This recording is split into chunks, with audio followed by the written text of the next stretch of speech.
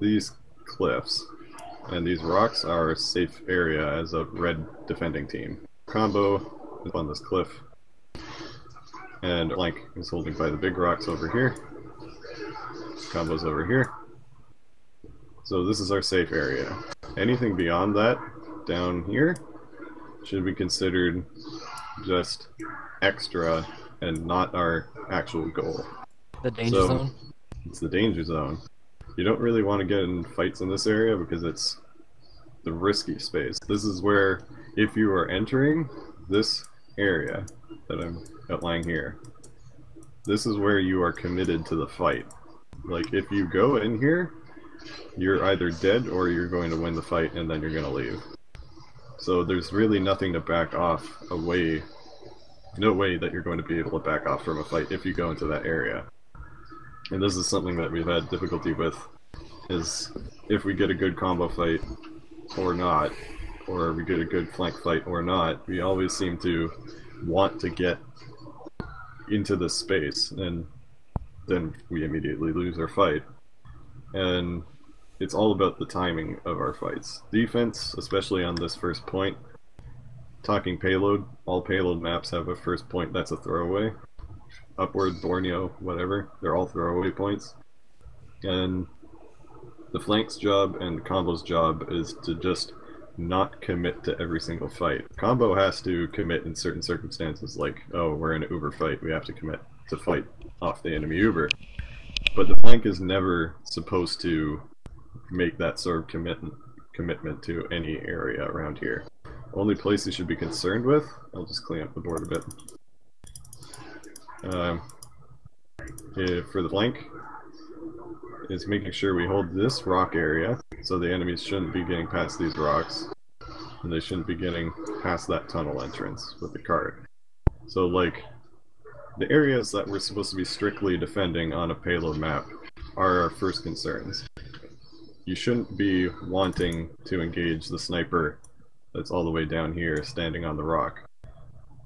As soon as we bomb our soldier over that rock to that sniper, chances are he'll either just trade, or worst case scenario is something was lurking around here like an NG with a main sentry, and he'll just die and not get anything. It's a lot more powerful to use the spaces that are automatically safe and comfortable for you, like picture the house on upward A is a really good spot for spamming from and just playing off of, but it doesn't require any amount of heavy commitment as a red player. You're not in the blue team space to the point that all blue team can see you but none of red team can help you. So just to give another image of this, so the area of commitment for B, you could say, entered channel. Includes the roof. Hey Rick. Includes the roof and just across there. So the field where the cap actually is, up to a little bit of the garage that can be seen from the roof, and the roof itself. So these are the major areas where the objective is going to be fought over the most. Flank has the main concern of the backyard. So Reg would be in these back areas, on top of the crates, on top of the rocks, in these little back rooms. That's his concern. Cool is the one that would be concerned with over on the cart track for the most part. And our combo would also be watching that from up on the roof. So those would be our areas of commitment. What would be an area that you don't want to commit to? An area you don't want to commit to is this alley. I've seen this happen a lot. We stretch a lot into these sort of areas, like this little plane in front of Badwater A, this little alley in front of Badwater B. You don't want to go into these sort of death zones that the enemy team control the easiest.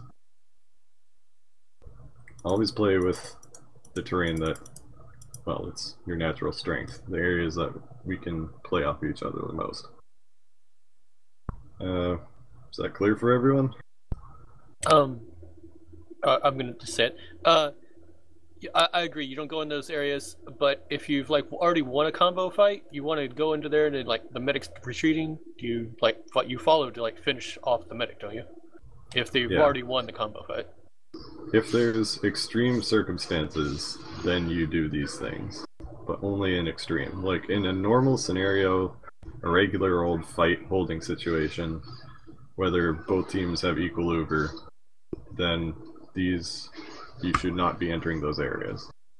If you've crushed the enemy team's uber and they're just like scattered entirely, then you can start making aggressive moves, but even then, not recommended to take those areas that the enemy team can control the easiest.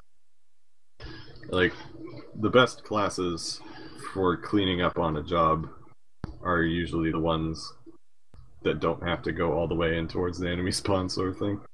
Right. Like, say we're on the roof and we just want to uber fight. So the enemy combo's running downstairs out into this backyard area. At this point, assuming like we didn't lose, or they didn't lose everything, it's actually going to be a really tough fight to get back out there. Our combo has to push through this tiny little choke door in order to get towards whatever's left of their combo plus their med. This alley is still incredibly easy to control for blue team. Even with a few players, it's very difficult to actually move along this if they have a sniper or really anyone standing on this hill to call something's coming. So these are still really dangerous places to be, and you need to exercise a lot of caution. And at that point, this is the whole point of commitment, talking about the commitment problem, is once we pass that door to go in, to attack their combo, which is probably up on this hill now, we are committed. There is no chance that we're going to get in towards their combo and back out without them being dead. Or we're dead, and we're waiting for our respawn counters. So, as soon as we go past that door, we have it in our mind that we're going to finish that fight, or we're just going to die, and we're going to try for another point. There's no going past that point and then thinking that you can go back through that door. So just there's no point in having any hesitation once you're past the point of no return. Yeah, it's a question of the combo's movement speed. Yeah, and flank. Like, if we had flankers that wanted to move in, so say we're on first, our combo's holding cliff, their combo is moving up the little U shape here, and Rig wants to bomb in. So Rig bombing is a commitment. He's going into the entire enemy combo to bomb in. So at this point, if he bombs deep, like all the way into the U-shape thing going on, then he's fully committed. Chances are he's not making it out. If he wants to do a non-committed jump, then he can do a smaller jump to one of the closer rocks and spam. It's dependent on the situation. Normally, if we have our roamer playing just on equal uber advantage, but we don't want them forced or anything, then the spam choice is the best one. If we're calling for a bomb, then you want to go deep. You want to commit, because it gives you the best chance of getting that much closer to the med. Chances are you're also going to die, but that's kind of the price of committing to a really good bomb. That sort of thing. Right. So everyone get an idea of what I'm talking about with sort of points of no return on the maps? Mm-hmm. Yep. I think so.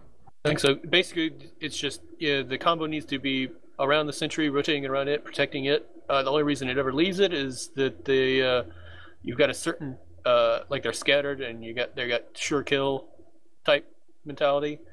Yeah, and it's the only reason if we're you would doing ever that, we have to be committed to that position. Yeah. So specifically, Nick, are you? Yeah, I'm here. Clear on this? Sorry, what's up? I was saying, are you clear on the whole point of no return? Yeah. So you do understand you never want to go down this alley ever again? Okay, good. It's terrible. Yeah. Always watch if the sniper is up or down too, because that gives you the idea of where you can actually, how far you can actually go without getting into danger. Yeah. With defense, because of how important your lives are in general, playing a fairly non-committed playstyle is generally recommended. Talking about if we're controlling this hill on first, just as a little extension idea. So we're controlling this hill, so their sniper can't snipe from over here, their scout can't sprint up, whatever you're thinking of. If we want to play non-committed, we can have our soldier stand up on these rocks, use the little health kit, and just spam constantly on the hill. Just make sure that the sniper isn't comfortable around that area. Make sure the scout isn't comfortable pushing up that hill all by himself. So that would be non-committed, but you're still controlling this whole space, even though generally you would have to be in that space and committed to control it directly, as we would normally. But that's far too risky. Playing non-committed, hanging back, using the local advantages like health kits and everything is way, way, way, way, way better. Yeah, so we should talk about, okay, goals per point. So payload maps are always broken up into 3 different point categories. So you have your throwaway points, that would be like first. You have your normal holds, like B and C. Redirect to entered channel. And then you got your last hold, so that's usually D. And I'll just label those with letters for fun. Woo. So, what's the difference between all these holds, everybody? As an open question. I would say distance between the spawns, but that's a good one. When you want to pull out and when you want to Travel hold, time. how hard do you want to hold? I guess my theory on it is where you can gain the most time. Yep, that's a good one. There's a couple other things. Defense positions, the angles of attack. Yes, that's a big one. Okay, so just to make a point about all that. So talking about A is obviously a throwaway point. We've always said it was a throwaway point since we started playing this game, right? So Yeah, why is that? Their spawns are much quicker, and it's very open, which means that there you can approach you from just about any angle. Exactly, and you know what B and C are not? They are not open, and they're really far away. Especially C. C has this lovely little effect where it has 2 doors, and then 1 major low ground way entrance in, and everything turns into a giant funnel. But they're all coming from frontward. They're all coming from that direction. They can't flank you. Yeah, there's like 0 flanks on C. It's ridiculous. And so yeah, A is a throwaway. You do not want to commit to anything on A unless you're put in a severe disadvantage. So what do I mean by that? If you're holding on A, you have your sentry up here on the hill. You have your combo also sitting up there. And say your med drops Uber, or your team gets the worst hand in an Uber fight. Then A is not the place to make incredibly drastic moves. Like, the whole team doesn't have to sack for a single thing on A point. It's more important for the rest of the team to just back off because A is pointless either way. Soldier still has his job of equalizing Ubers. That's his job as per usual. But everyone else, his job is just to survive and get to the point that's better, which is B. B is the cool point. It gets a little star. Woo! It's a great star. Woo! It's like Patrick. Anyway, so the whole point of A is throwaway. Do not dedicate yourself to a throwaway point. There's no point. This is the one that you should not be giving your life for. As soon as the enemy team is onto this cliff, you might as well just be backing away through that choke point. Get to B. B is way cooler. Redirect to And enter on channel. leaving points. So we just dropped our Uber. We just dropped our NG. Any one of those things. Hey, Reg. Hello. So we just dropped our Uber, we just dropped our NG. Something is causing us to say that we're going to leave A point. So then what do? Historically, we've tried to get our combo down the hill, but they've swamped us immediately. So what do we need to do that's different? Our flank has to be passive, once again. Passive, just using the space, not committing to all these fights. Cover our butt while we get out. Exactly. The important thing is, if our soldier was hovering around these rocks, and our scout was hovering around the tunnel and hopping up on the hill to help cool on any of those things, they weren't beyond this line. This line is the point that the enemy team has to cross in order to reach our combo that's retreating. As long as you're continuing this sort of passive non-aggression against their team, they can't effectively move in on our combo in numbers enough to ruin our retreat. And this doesn't require any more specific effort. Like, it doesn't require a specific strategy. It's more doing that generic holding of a space in order to deter the enemy enough that they won't immediately rush us. Which, you see me do that as spy sometimes. Lep, it's like, Lep, get out of here! You know, the spy jumps in front of you, you know? The non-combat class. Yeah. And once again, this isn't a commitment thing. Like, you aren't bombing into the enemy combo in order to make sure to, like, kill something in order to slow them down. You're pestering them with spam, for the most part. You're picking off their flankers that are trying to move in. So you're just denying easy movement across this area. A soldier would start spamming classes so that they're too low HP to move up effectively.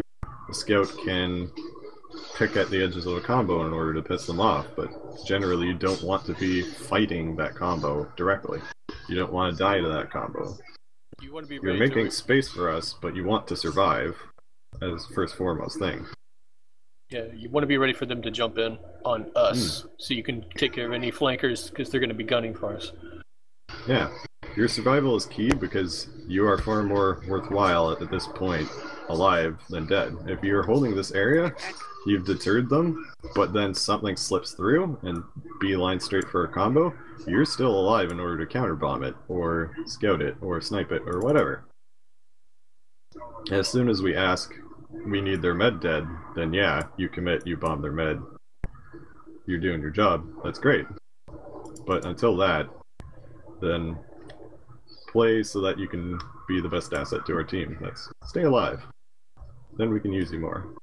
You can play the video game more, it's fun.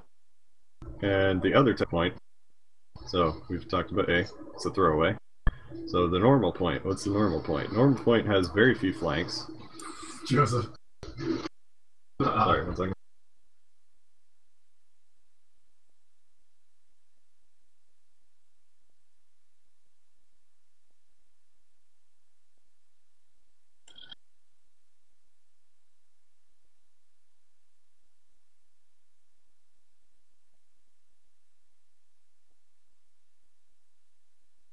Redirect to enter channel.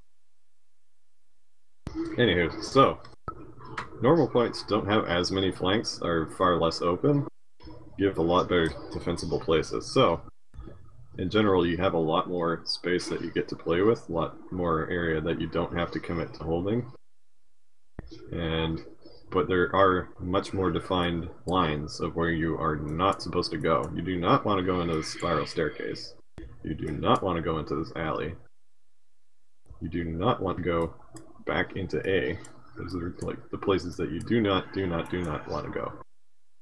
If you do, for some reason, go beyond those points, then it's a point of no return, and whatever you're doing has to be done. And there's no turn back or thing. And especially important for these points, it's more obvious on third, so I'll point it out there. Actually, I want to switch to a different, brighter color so that people can see. What's a good color? Purple, why not? Okay. So, especially on third, so you have this little door in the house, you have the low ground, and you have boiler. those are the 3 entrances to 3rd on Badwater.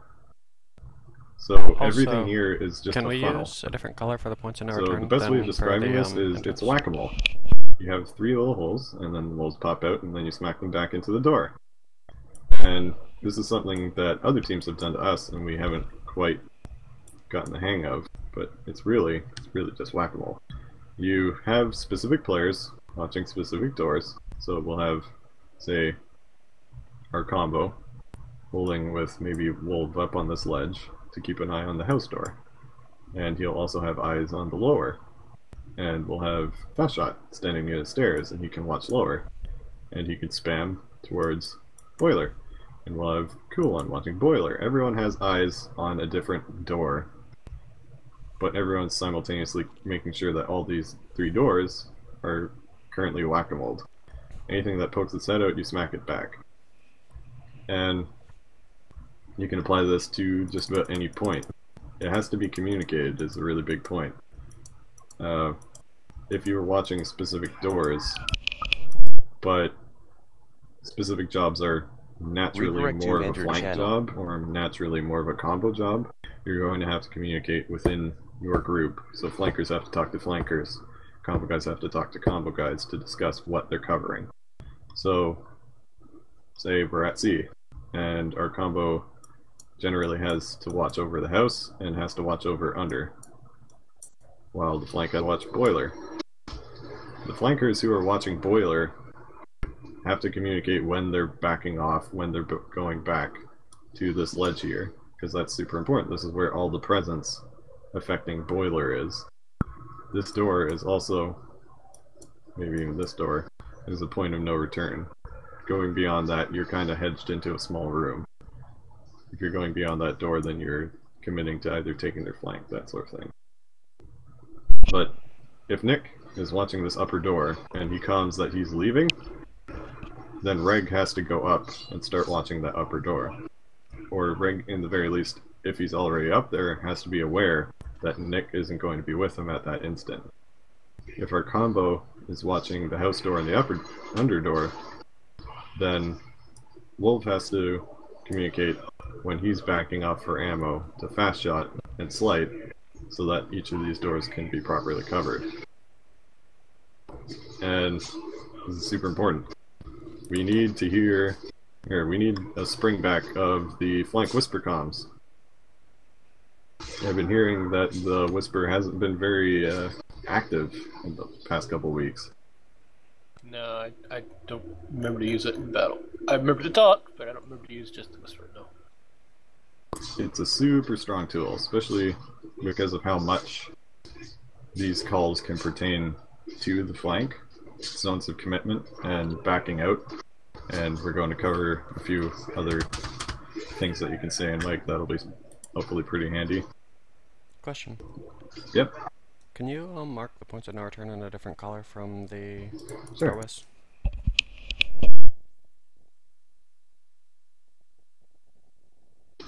I'll make them red. Red? Yeah, red. Why not? So point of no return. That door. Under. This door. So for third, going into the house is pretty scary stuff. Chances are if you're going past that, you're going for a combo member. That's point of no return. Going under, going for a combo member. Point of no return. If you're going in a boiler, you're directly attacking into their flank and then flanking their combo. Also point of no return. Do you want that for each point just for visual, or? It'd probably be helpful. Sure. So top of this ramp.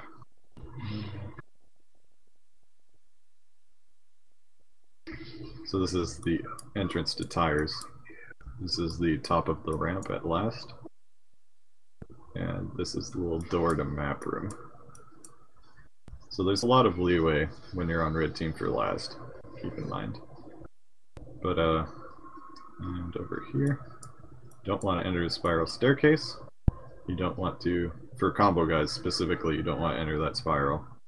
Flanker guys, you probably don't want to exit past this door. It's a little laundry room sort of thing. And sniper or scout do not want to go past this line in the alley. So these are all areas, once you pass them, you're committed, don't turn back. Chances are there's no way that you're going to be able to turn back.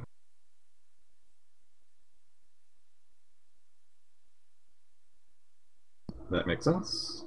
Wolf, or Yeah. that what you're asking for? Yeah. I was thinking of a thing in relating to pushes, because you were talking about how their enemy combo would push through to do what we should be doing when they're they're defending C and they push up to B, take out our teleport and clear that area, then they fall back. That's kind of a general term for just about any point, actually, what you want to do, because it's the same thing with the DC fight. You want to, if you're pushing on defense out to D, you want to push up to C, clear the area, and then fall back. It's kind of what you always want to do when you've got when you're on defense. You want to take out their base, then fall back, and that's when you're pushing, though, not when you're holding. But these these points of no return, zones of control, and everything are specifically pertaining for holding. When you're pushing, you're sort of breaking some of your own rules when you're defending, because you're taking a risk for what you assume is a bigger payout. So, saying they have a teleporter around this little section of C. So, you want to push up over the ramp and around the corner into enemy territory to get that teleporter. You're assuming that the payout is worth pushing out. Chances are that means the enemy team is already a lot of players down, or they have a very significant uber disadvantage. Right. That's when you want to be on the offensive and start pushing when you're on the defending team, is when the enemy team is down players and when they have a lack of uber. Those are the times when you want to get in their face and attack that and then back off. It isn't supposed to be where you move into an area and then retake it. You don't want to do that exactly. Like, if you were pushing back into C, killed their telly, you don't want to suddenly rebuild your sentry up here, build your line here. A C hold at that point makes no sense. Yeah, they have close spawns. They're close spawns, yeah. Yeah, the value of pushing out and jabbing into them like that is that you put them further at a disadvantage for the moment. They don't have a telly. They still don't have an uber advantage. If you have an uber advantage, leverage it for an even longer period of uber advantage. You want to keep those advantages rolling when you're the defenders, not just sit passively. The other thing is you want to keep their spawns staggered if possible, because what they're trying to do is coalesce and come in all at once, and you never want them to be in that position where they're ready to do that. Collapsing on enemy flanks is an especially effective way of doing this, and we're already really good at killing flanks. For the most part, Reg, Nick, and Cool are very effective at picking off enemy flank members. It's just we haven't been really acting on that. When spawns are staggered, you can do a lot of extra damage. Say, in any opportunity where we have equal ubers, say their combo's holding around the corner here, up at C, we're pushing up the ramp, but they don't have a flank. Anything that we take out of their combo is now completely staggered, so their flank would be spawning about the time that we push.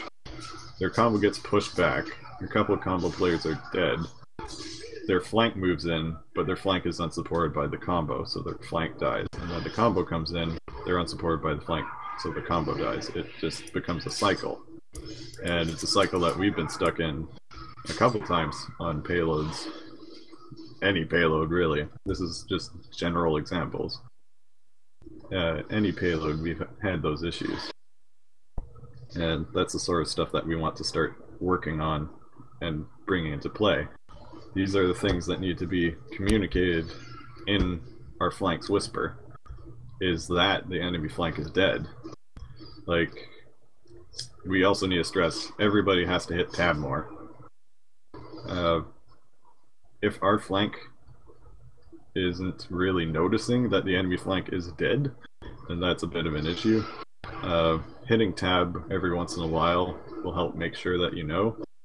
If you notice that we have our full flank, Reg, Nick, Cool, Gerbil, and that the enemy team, the entire flank is dead, like you just recently cleaned them up, then you can start going past points of no return to do more interesting things, because there's very low chance of being acted on. Like, say Reg was up in tires, and he just killed the scout soldier. So, now this entire flank here is unwatched in that house. If their combo's standing here, they can't really spare anyone to go immediately fight and commit to a fight with Reg. Reg is in a place where he doesn't have to commit to any fight. He's in tires. He can spam at the enemy combo. The pyro could charge at him, but Reg has an entire backfield to run around in, all the way back to our combo, to a dispenser, to health kits.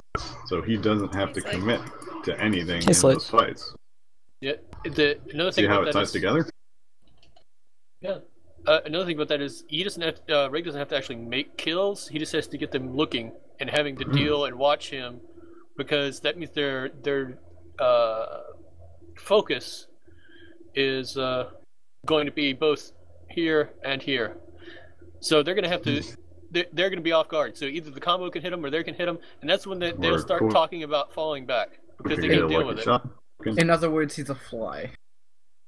Yeah, he can just be annoying and get them to have to look and deal with both directions. And then the medic starts going, I can't deal with this, I can't watch both of them, they're going to come in and kill me. We're using the whiteboard. I sent you a link. And then he hides. Yeah, so this is where a lot of the fun bouncing around play with flanking really starts to shine, is these areas of non-committing. So, like, back at B. So, Reg's job is to watch this whole backyard, right? So it seems super daunting and huge. Except, if he's ever engaged in this area, he has a million different places that he can back up to. So, this whole back, he has to watch, assuming. That includes this health kit here, which is a medium. This health kit down here, also a medium. Our combo is on this roof with buffs. Hey, Reg. And there's a dispenser and 2 mini health kits. So if he's ever being directly fought by an enemy soldier, by an enemy scout, he can back off, get heals, go back in, out, in, and over and over and over and over. He is holding this area, but he's not committed to any one specific fight. And these are things that have to be communicated in that whisper channel. If Reg's back here, he's not committed to a fight, but he has to back off to go get a health kit somewhere, and he jumps off of that roof back to us to get heals. He needs to say, I'm out. I'm out is a big call that I want to stress from now on. If you're leaving the area that you're watching as your job, or out to your flankers, to our combo. Say I'm out, but maybe more specific. Say blank is open. Not blank like is open. Whatever blank means. Like whatever they're watching. This spot is open. Yard is open would be saying this back area is open. The important thing about that is you're saying to all our other players, this is currently not being watched. Keep an eye out for that. Someone else should also take over from that person. So on B, say Reg jumped out from the yard and he says yard is open. Nick is the second person in line to go take over that area. So Nick runs up there and he goes to that backyard. What does he say then? He says, I got it. He has that job now until Reg gets back. Until Reg can retake this area, you can say, I got it. I would think Greg would be in map room at least, because there's high ground in the map room. I'm talking about B. Oh, B, sorry? Yeah. Oh, backyard, oh, okay. Yeah, backyard. Not trash. Not tires. Okay. So yeah. Yeah, okay. Backyard, okay. Well, Blank I mean, is open is a big it's still a it's thing. important. I'm sure the Leprechaun's already stressed this, but it's important that we don't think about this as a bad water review and think of it as a payload review. This idea that a flanker's leaving their area of control and that area is open and someone else says I got it, that's any game type really, but especially payload defense. But I really want to hear that I got it. That blink is open. Someone else takes over that job. They say I got it. Because Okay. until Cut someone and says dry. I got it, then that means that we have a gap in our defense. That's what that means to everybody. We can assume the worst until someone says they've got it. As a spy, I tend to try to watch where they're going constantly, but I can't. It's hard for me to watch a specific area. What I'm saying is I'm watching the enemy, and if they're going that direction, I'll tell you guys. You know I tell you guys, but if I'm like on defense, for me to be in tires means I'm watching less than I could be. Sorry about that. Sorry to interrupt. Is anybody recording this? I'm recording it. Okay, good. Because Piglet's not here. Go ahead. I'm sorry. I'm just saying I'm going to be, as a spy, I'm going to be back here in Redirect this to area. entered channel. I'm not going to be back here, but I'm going to watch this area from over here. Oh, we're in ties. Yeah, Drib, I don't think you count as like a classic flanker in this example. Yeah. Like, I don't think we expect you to hold down an area unless we specifically ask you for some reason. No, spy doesn't really have to hold areas. Dribble, hold house. Hold roof. We'll be there in a minute.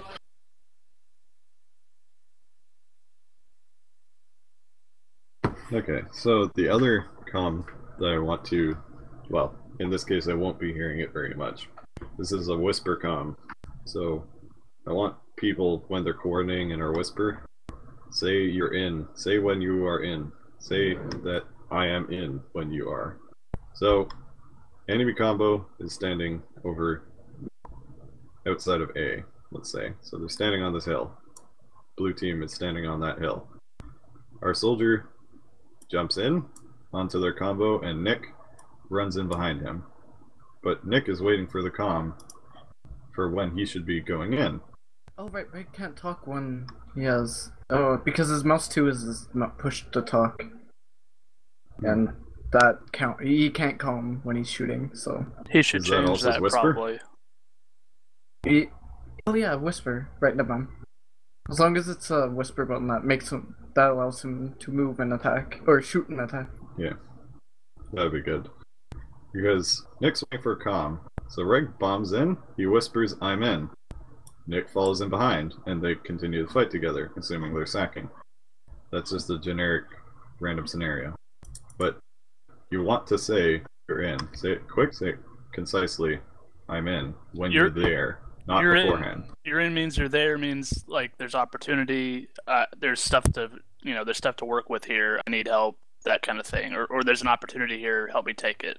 Because I feel like a lot of the times our flank is noticing opportunities and going in alone when they could just as easily be taking someone with them to maximize the opportunity.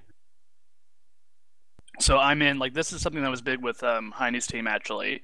I'm in didn't just mean that you're positionally in the battlefield. It meant like you had the opportunity, you're taking it to them right now because you found something that's really like, you know, a great flank. So that's what that comp should mean.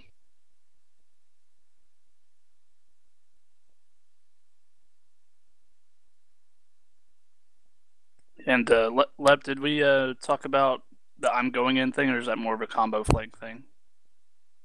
The I'm going in? No, we Yeah. haven't talked about that yet. So, Okay. when we're about to make a push, so this is pushing, I'm going in, or we're going in, specifically means we're about to go in, then you can act on what we're doing. We're going to make an opening, and then you can come in behind. Like, it's a beforehand comm. I'm in is the during the fight. So, I'm in indicates that there's something going on during a fight that someone else can act on. I'm going in means that there will be a fight that you can act on. And it's more of a combo thing because the combo is going to be doing a lot of the center of the pushes. Everyone got the difference between those two Redirect combos? to entered channel. And isn't there an example of I'm going in with regular bombing as well before he says that he's going in before he bombs or something like that? I'm just trying to remember what we talked about. Well, we could say maybe around the Happy U bend. Catfish entered channel. First. Hey, Catfish, we're doing a Highlander thing. Highlander thing. Highlander thing. Well, we could say that. Well, if Reg were like bombing the combo on A, maybe if they were up around this little elbow on the cliff and he was bombing in, you could say I'm going in, so that if we're in a desperate enough situation, Nick can go along with him. Nick knows that there's an opportunity, rather than just Rig doing his bomb normal. Oh yeah, the other example was anytime that you're doing your bombs Rig, you do have to calm it. So there have been a couple times where you have taken initiative and everything and bombed in and gotten stuff done, but it wasn't really calmed, so no one else would be there to back you up if anything had gone wrong, or like it just wouldn't have gone noticed right away. And I don't want to like take the initiative from you, because that's good. If you see opportunities and you've learned that take it. This is a good opportunity, you take it. But we need to know that, hey, our soldier's not where our soldier's not where we think he is. He's actually bombing the enemy team right now, and maybe we can help him. Yeah, that I'm going in is incredibly important, because every one of us as individual players knows what's going on in our own game, and if we see that there's an opportunity to help you, or like we're in a position that we could help you, but you didn't calm that you were going to do the bomb before you did it, then there's no chance that we're going to be able to help. There's always a chance that no one would be available to immediately act on the bomb, but it doesn't hurt to say. Right, if there's an opportunity for us to help you, that window of opportunity is going to close. So you can't just say, you already bombed, you already jumped in, and you're saying, oh, I'm in now, and expect us to help you. If you're saying I'm about to go in or I'm going in, or then there's just silence and then you say med took 140, there's no chance anyone's going to be able to act on that damage except maybe Cool, maybe Gerbil, but no one else is going to be able to go as far as the soldier bombing would be able to go to hit the med, sadly. And that doesn't always say that, every time you say I'm going in, you should expect like the whole team to back you up then. But sometimes we will be in a position to, and we can help you, and we can't unless you calm that first. You never know when you're going to get that 4 damage scattergun shot. You could probably just say bombing. Everybody would know. Bombing works fine as well. I'm going in fix every class though. Things that can't bomb. Talked about types of point. Yeah, goals per point. So tying back just real fast, this is a short point. So types of point: A is a throwaway, B is a normal point, C is a normal point, D is a final cap. For generally most maps, C is usually a stronger hold than B, but isn't quite as strong as D as a general rule. But what is the point of every one of these actual capture points? A, you want to remove the enemy's Uber without dying. Like, your med is not supposed to die or use his Uber on A. That is the best case scenario, and that is what you want to happen on A. A will always, is generally capped within a minute and a half. So within that time, enemy team loses Uber, blue team loses their Uber, red team keeps their Uber, leaves to B. Since there's no point on desperately clutching to A for any longer amount of time, you just leave. You don't want to commit beyond getting rid of the enemy's Uber to anything more from that enemy team. So, say blue rushes up the cliff, they waste their Uber, and we bash them back, and they're all hiding in spawn waiting for their Uber to come back. There's no point in playing super aggressive down the hill just because they backed up into their spawn. You play it normal, and then wait for them to come back in, maybe use your Uber aggressively to get them at a disadvantage if they're in your space. You do not want to cross these general areas. There's certain areas on any map that are just too far. Once you pass them, you're committed. These are the commitment zones we talked about earlier. removing that enemy's Uber, you want to do it in the least committed way possible. That's why soldier bombing and that U is so popular in literally every division for Highlander. Yeah. Because it's really very little commitment. Only one of your classes has to do it. You can remove the enemy chance of pushing up that hill for another minute, and the rest of your team can just sit cozy. Your soldier, if he's lucky, might even be able to get out of it even. So can I just confirm something? sure. So let's say that everything went in the best possible scenario and we wasted Blue's Uber and then our Uber runs out. If Piglet or I have survived at this particular moment, we still have a fairly strong hold on A. Should we just consider backing out to B at this point and getting ourselves situated anyway, since we're still throwing away A at this point, since the goal is accomplished? At that point, you try and reclaim the advantage. So if you traded Ubers, so we had a little Uber spat right here, but no one came any worse off from it. The blue team is still overextended pretty far, except now they don't have invincibility on their side. You can harass the enemy combo at this point in order to hopefully pick the med. You can sack your soldier to get rid of him, sack your scout maybe to get rid of him. At that point, your Uber advantage is resecured, you still have your sentry, you can get ready to do it all over again. Okay, so stay on A. Yes, stay. Gotcha. Until we're at a disadvantage, or we straight up don't have a sentry and a couple combo members, stay on A. Yeah, I think you actually can stay on A a little bit longer. I think if the sentry goes down and we still have Uber advantage and they've lost players, I think we could just stay on A.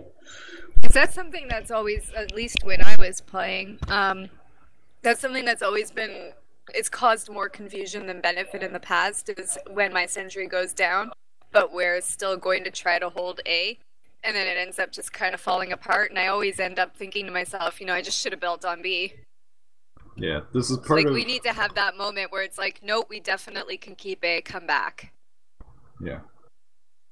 We're holding is a pretty good call for that. We're holding A. We're holding B. Whatever point that we're currently dedicating ourselves to, we should say. But, for A. Just gonna make one extra point. Okay. Sorry. On the point of sentries dying and suddenly everything falling apart. Part of that is sentries that hold on top of this cliff. Watch this general area. Just a little bit short of that, actually. Just right along here. Just about. So, for the most part, people can't see it. And it can't see people. But as soon as they start crossing the point of no return hill that our flank's holding, they'll start getting shot at. And as soon as the sentry's dead, this whole place is far more easily accessed. This area here is way easier to walk around once the sentry's dead for blue team than it was before. The flank, standing around the rocks, has to take the burden of that sentry being dead onto themselves a bit more, because they're going to get aggressive up this hill at that point. There's scouts, soldiers, and everything. So but that depends completely on how many of them are up. If they've wiped and only our sentry has gone down, there's no reason to leave. I mean, you can rebuild to a level 2 at least before they get coalesced. This isn't saying that we're leaving. This is saying if the sentry dies but we haven't lost anything else, then our flank needs to just make sure that this hill's safe. Because once this hill's taken and they start really running it over, then everything starts to fall apart, as we've seen before, as Saren says has happened before. Once this hill really gets overrun, if they just charge over here, then the point is forfeit. But this is the flank's domain. This is where the flank gets all its health kits and everything. So you just have to realize, once that sentry's dead, you don't have this buffer zone that reaches just about to here that the enemy can't get to. The enemy can get right up in your face at that point. You have to be very careful, and you have to start getting them farther and farther away. You can still hold A without a sentry, you just need to keep people off the hill. Sorry, you were saying, And, Wolf? and is that a map specific thing, or is that just any map? Generally, Sentry's got an area, and maybe the flank is holding that area as well, maybe not. You can make an argument for upward A. Okay. Like, if our sentry went down on the hill, but everything else was doing just okay, like, we still have an advantage, we still have our combo, we still have a general amount of space, then you can certainly hold upward A without sentry. And flank just has a tougher time on cliff in that example. Yes. Okay, so I'm trying to connect this to every payload and get away from being just Badwater specific. I'm sorry, Yes. Wolf. You can continue. What I was going to say is, one thing Slight mentioned when I was talking to him over the week is that in such a situation, either on Badwater especially, or upward A, where the sentry goes down, that it should be the flank that decides whether or not we stay or go, because nice. they're the ones that have to hold the hill in lieu of the sentry, and if they can't hold it, then we need to pull out. But if they can, then we can absorb the loss of the sentry. I don't know if it's I did say that, but I don't know if it's so much that their calls so much as like they have a big impact on that. Like they have to calm that, they're losing that ground, because that they're having a tougher time with that ground, and they have to specifically calm that, like, hey, we're losing hill, and we should probably back out. Like if they're going to lose it, then that is a good time to back out. But I feel like before, whenever we did this, I don't know if our flank knew that. If they knew that was something they should calm, or they knew that the sentry going down meant that area was going to be tougher to deal with. So having this talk is really helpful for that angle of things. But generally speaking, the flank being overrun in any situation is something that needs to be calmed and should be a decision. I think Lep needs to make the final call. You should be able to. You should be able to tell from tab on that regard, because just from player count, you can probably tell what we can deal with and what we can't. Well, ideally, if they're going to lose it, like if they know there's the big push coming and they're going to lose it, hopefully we can get that calmed and we can get out before we lose the players. Like, I'd rather not check the tab after the damage is done. I'd rather react to it beforehand. Yeah. Did we talk about holding the door open, Lep? Right.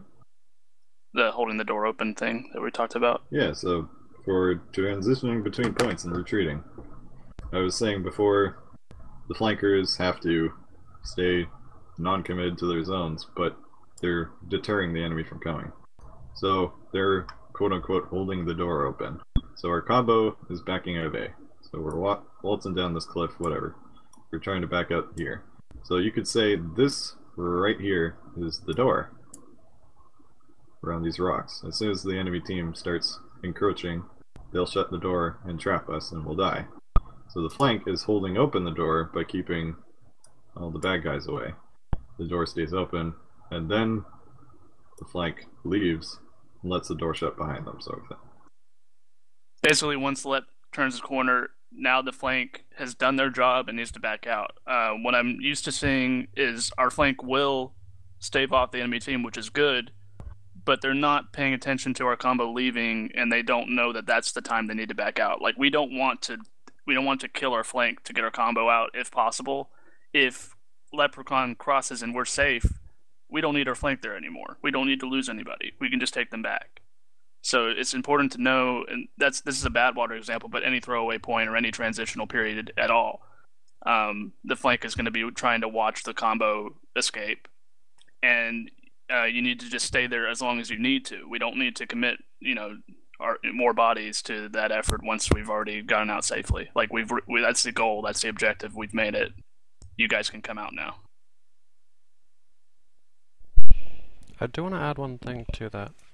That phased exit and also phased entrance is extremely important in every situation. Like, it can also work for pushes. Although, for pushes, I'm going to give a combo-specific example. Instead of, like, the flank watching our backs, if Lep calls, we're pushing in, we should have someone watching our backs, because we cannot assume that the area we're just in is clear. So, say, Slight, or if Slight's needed to go up front, then me should watch behind while the rest of the combo pushes in, and then once the rest of the combo pushes in, then the person who is watching behind swings around, because otherwise we're vulnerable while we're transitioning. And it's sort of the same thing while we're pulling out. While the people are pulling out, someone has to be there to watch their backs. It's just you want to make sure that whenever you're moving, you have someone watching your back, because you can't watch your back while you're moving. You can't watch both directions at the same time. Yep. Yeah, exactly. And, well, the calls that I was going to use are just sort of, I guess they're going to be used more when we're actually playing tomorrow in action, but they're just generic, well, not generic, they're more specific and more clear for what they're going to be doing. So we're pushing, we're holding, combo back off, flank back off, combo move up, flank move up. Group up refers to everybody. So imagine we're playing Cough, or we're doing a last ditch push on Badwater D or something, and I say group up. That means everybody gets together, flank combo and everything, and then we push in. And it has to be in a specific place. So generally I'll say group up here. So group up at, let's say, group up at Hill if we're about to push in for a last ditch attempt at B. So it's position specific. You don't assume that the group up is going to happen where you currently are. It'll always happen generally where the medic is, because you're getting your buffs and then you're moving with the medic to do the final last stand push. Right. Make sense? Rotate around the medic, yeah. Yeah, so on like We're Viaduct. to find you. So I'll always say, if we're doing those things, where I am, where we're going to be meeting, so that we have a clear idea. If you're forward of that position, so I say let's group up Hill, and you are pushed up in the alley, then you come back. You don't wait for us to meet you, you come back, get heals, and then come with us. That's the whole point of the group. In general, spy time needs to be said far more by me, and I think we said last time just about everybody needs to keep an ear out for spy time. I was actually wondering what the best way would be to calm that we're peeking someone. So like peeking fast shot for spam or peeking cool for sniping. I wonder what your thoughts were on that, everybody. I think that peeking works. Peeking works? Yeah. I like it. Those feel like know it who blends should into be that. looking. That should come from the person actually doing the peeking, though, shouldn't it? So you know to buff them? No, because if Snipe says that he's going to peek and I say I'm going to peek at the same time, we waste a couple seconds of, oh, well, no, you peek. Oh, no, you peek. No, you go ahead. I Everyone's too polite on FastCo. I just thought the first guy saying it would say, oh, he's doing it, so I can do it. Channel. Well, that Okay, also depends, because the person saying it will think that theirs is more important at the time. Like 15 minutes, that's one. Lep, was there? I think you said something about an example of like a final defense where grouping up was important, something like that. I don't remember the specifics, but you were talking about specifically like I mentioned that platinum teams always seem to make a final push, and like they would wait until the last few seconds and group up and actually make the push like together. Even if it's in the desperate last seconds, right? They make sure they're together. Right. I mean, it's like a thing that they do. It's actually kind of amazing to see whenever you're used to our level, because on our level, what people do is they bleed in, and everybody panics and just jumps in as soon as they can. But with the platinum teams, they're like so confident in each other that they wait until the last few seconds, and then they all come at once and make one last concerted effort. So I don't remember. I think you had some idea for comms for that, or that's just the group up comm, basically. Just an example of that comm, I guess. I'm not sure it's so confident as in we all know that we're going to have to go at the last second, so the group up happens automatically. It should, but it doesn't right now. Right now, everybody jumps on the point whenever they can, and then one by one we all die. Well, the whole thing is that there's no reason to do that until the last second if you know you have X amount of time left. If you have like 20 seconds left, you wait till 10 to do it because you're waiting for somebody else to show up so you can do it together. So that would just be the group up comm, I think. But it should happen from common sense, because if you've got nobody there and you know what you're up against, if you look down there and you see they have a combo and you're just a soldier, you know you can't go in on that. You're not going to get anywhere. So what you do is you wait till the last second, and then you commit to it. You wait to see if anybody else shows up. Yeah, but that's talking outside the game. When you're inside the game, you see 15 seconds, you see the cart that close, you think that you can get it, and despite your training, let's say. Well, it's just a judgment thing. You just have to judge whether, if there's a bunch down there, you can't get it. You just don't do it until the last second. The most important thing about that is everybody starts taking the objective seriously whenever the announcer starts saying, 30 seconds left or whatever. But we should be keeping that in mind before she says that. So, this kind of comm is important as a forward comm, as in we're grouping up, however many seconds it takes for us to group up and push together. That way, whenever people have that inclination, that we're going to lose the game, I need to jump in now. Instead, what they have is they have the group up comm, and they know that they're meeting up with the team, and then they're all going to make the push at once. So we kind of take away that inclination before it can happen because we already have a plan.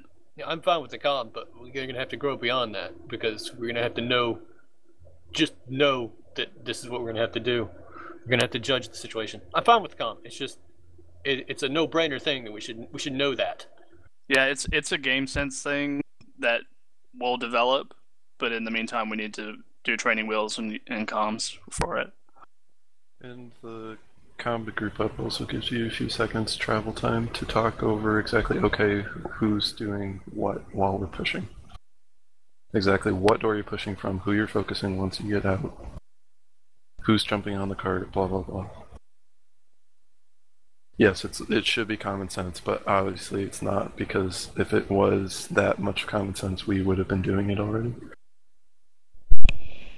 Common sense has very little to do with what happens in the battle. It's basically how you practice is how you play. And Exactly. It can be all the common sense in the world, but at the last minute, it's sort of what you are used to doing. It's the adrenaline. It overrides the... Mm-hmm. I gotta get in!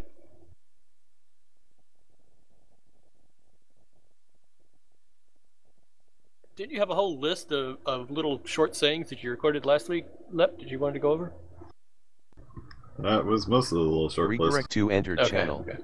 I'm trying to keep things specific but usable in just about any situation, but are recognizable. Like, I don't want to have a million different synonyms for we're going in for every situation that we could be going in on. Right. Do we have a ready? I wasn't here for the first part of the meeting. Is there a ready before the go kind of thing that did we talk about that? Nope. Because I feel like ready to go would still work. Yeah, ready to go should be fine.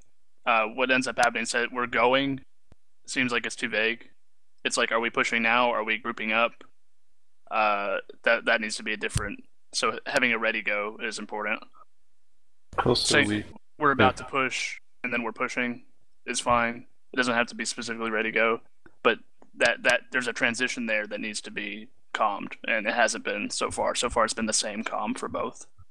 Yeah, people need to pay attention to verb tense, because saying we are going and saying we are going to go are technically two different things. Yeah, I think ready go would be better. Because I was watching a stream of somebody playing Counter-Strike last night, and somebody commented that somebody is this place, but he actually moved from there, and he was like, "Oh, I'm sorry, I meant was," and it's like, those are two different things, buddy, and you just lost us the game because you miscalled. So verb tense can be an important thing. And who deleted the map, or was that intentional? I didn't delete anything. Everybody control Z. I have not posted anything. Oh, it's only deleting my old lines. Well, that Only if was you most did of the it. That was the entirety of my giant sheet of paper. Lep, what comm are you comfortable with as far as the about to go and then going? Like what comes to mind for you specifically that is easy for you to, calm in the heat of the moment kind of thing? I could ask, "Are you ready?" And then everyone could say whether they're ready. Yeah, I was just gonna say that's probably easier. Says Just ready. asking. Slate says ready. Wolf says ready. I'm gonna go with I because I'm Scottish. You really think we can manage that? It's an awful lot of calm. Or you could just say yup. That's a good point. It's almost like you have to tell people to get ready and then just assume that they are, because you're going to have 9 players. Calling that, it's going to be hard. Yeah, we can't have Well, I nightmare didn't to mean keep track 9 of. players. No, in a it's combo. for combo. Well, Lep you know what I could mean. say we're about to push, Right. and that means everybody's getting ready for it, and then say we're pushing. We're about to push and pushing would be different comms. Would be. Well, I think the better, instead of like either having everyone call or just assuming, is if someone is out of position, they need to call they're out of position, and then you can take that into account and either say this is too important a person, or it's not important, go anyway. And if it's go anyway, it should be we assume that we're going anyway unless Lep says never mind. Yeah, Lep says we're about to push, and I'm down. I got sniped or something, and I say I'm not there. And you guys decide, okay, well, we don't need a pyro anyway, so we're going to push anyway.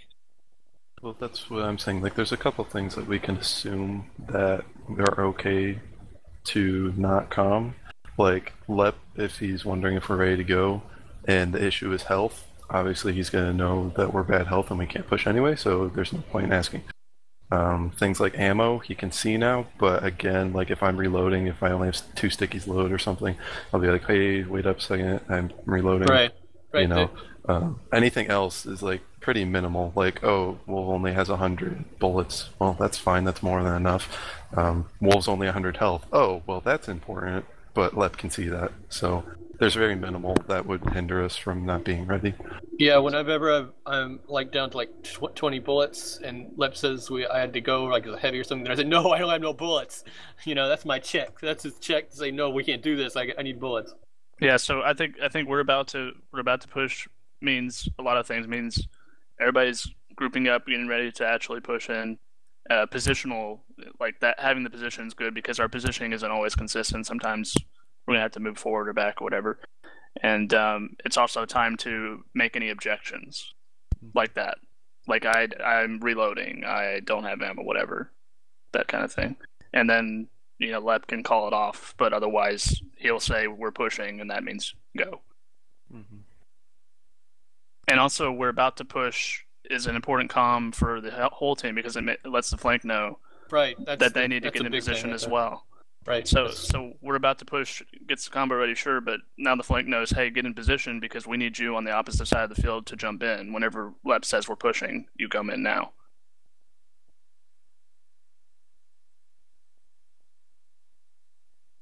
Lep, is there any examples of when you would need to tell the flank specifically to come in, or should they just assume they should come in with any push? It's safe to assume that you should come in on any push. A push without a flank is just not really a push. That's unfortunately that seems to be the majority of our pushes, though. So hopefully that improves from this. Did you talk about whack-a-mole? Yes. Yeah, he did. Okay, that was my favorite. Haven't talked about coordinating fire on targets yet. Oh yeah, focus fire. That's important. I talked to FastShot about this. FastShot isn't uncomfortable making the call. He just what was the way that you explained to FastShot? You said something about the not knowing who's taking the most damage, that kind of thing. Like, if you just want me to call focus fire on a particular target, I can do that. If you want me to call it based off damage, don't ask me to do it because I'm hitting 3 people at once usually, and I can't differentiate who got hit the most that quickly. Well, you don't need to know the exact damage, but if you just hit a nade on like the hit on their demo or something, You know he's got some damage. That's you know? different, but I mean, if like I'm just pre-firing, like if we're like in a position that we could push, if I call big damage and I'm just blind firing, I'm not gonna know who got hit what. I'm just gonna hear damage, and then I'll be like, well, something got hit. I don't know what. No, that's fine. But if you're actually visible, like you can see what's going on, and you know that you hit somebody, you know they probably weren't, like maybe the heal beam's not on them, so you know that they're especially lit, focused, or whatever. Yeah, I mean, there's a lot more to it than just damage. I mean, it has to do with call it on position too. With positioning, what class it is, how good that particular class is. Also, sometimes has an effect. Yeah. And I feel like Fast Shot's more than capable of making those judgment calls because I feel like he kind of does that anyway. I noticed that Fast Shot will calm whenever somebody's standing out or whenever somebody's out of position anyway. So just adapting that to focus fire and letting Wolf know that you're gonna take this guy out. Help me take this guy out. That kind of thing. Mm-hmm. Yeah, but that's not even so much for the combo. That's for the flankers to call focus fire because if you're on the other side of the map, you can at least lodge a few rockets over there. Regarek or Cool can snipe over and get maybe 50 on the same character, and it all stacks up. Mm-hmm. Yeah, that is something I noticed. Too. I can do it as a spy. With a lot of teams that have really good comms, I'll notice that I'll get sniped whenever I'm lit, and there's no way that the sniper would have known that. And I know he's specifically body shotting me, so he's getting the comms. Mm-hmm. And that should be something that, if we're saying focus this or whatever's lit, Cool should know to, I can body shot this probably and kill it, that kind of thing. Mm-hmm. So yeah, very good stuff. Really important though is your guys' understanding of this. The whole purpose of this was to talk about the why you're doing something, because if we explain what you're doing, then you know what to do in that one situation. If we explain why, then you know what to do in any situation that's like that situation, if that makes sense. If you understand the why, then you're able to adapt to whatever situation comes your way. So if there's anything you don't know why, if there's something that you were confused on, don't be embarrassed. It's always good to ask questions and figure it out. It's more embarrassing to not ask the question and then later on fail because you didn't know than to ask the question and just learn about it. Because that's what we're all here for, is to learn. So if anybody didn't understand something, they should, speak up.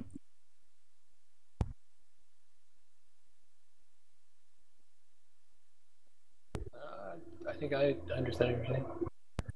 Right. Maybe. I think it's about all. I just thinking about the teleport. Just nice if somebody else would help me look for it every now and then. It doesn't matter as much on some maps, but sometimes I can't get to it. And a few rockets would take it out from a distance, I don't know if you guys are actively doing that or not.